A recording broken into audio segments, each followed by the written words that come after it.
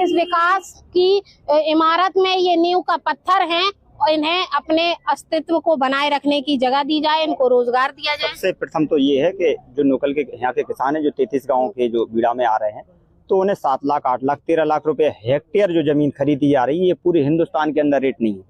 ये सबसे कम रेट है। सबसे कम रेट है यहाँ। और यहाँ पे जो बीड़ा में जमीन ले रहे हैं तो उद्योगपतियों का भला हो रहा है, तो किसान का भी भला होना चाहिए। किसान को आप अन्ना जानवर जैसे करने वाले हो, सड़कों पे छोड़ने वाले हो, आज पूरे भारत के अंदर ये रेटें नहीं है। जो आप मुआवजा दे रहे हो, मुआवजा 14-15 साल पुराना मुआवजा है, तो ये रेट लेकर के अब जो 33 गाँव है इसके आसपास में 7 लाख 8 लाख 13 लाख रुपया बीघा जमीन मिल रही है या हेक्टेयर खरीदी जा रही है। लेकिन जब किसान यहाँ से लेके जा रहा है तो उसे आसपास के पड़ोस में गांव में कहीं जमीन नहीं मिल रही है। तो ये कंडीशन है। रोजगार की कोई बात नहीं है, आबादी सुरक्षित नहीं छोड़ रहा है, आप तो लिखित में दो।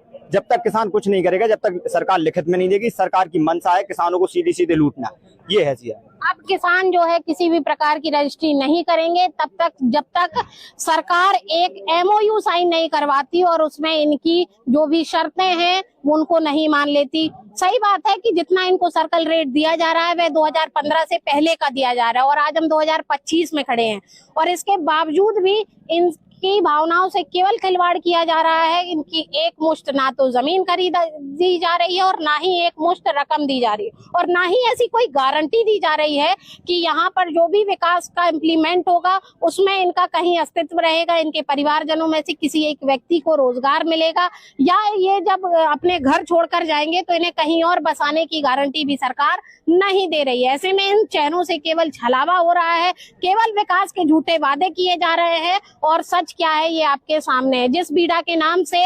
केंद्र सरकार पूरे देश में जो है अपनी पीठ थपथपा रही है और जो है इस बात का ढोंग कर रही है कि अब जो है बुंदेलखंड की छवि विश्व पटल पर जहां रूखा सूखा भूखा पानी और पलायन थी, उससे बदलकर यहाँ पर डिफेंस कॉरिडोर और बीड़ा के आने से ये जो है विकास की सीधे पथ से जुड़ जाएगा। अब देखने वाली बात होगी कि हमारी इस रिपोर्ट से सरकार कितनी जागरूक होती है। जी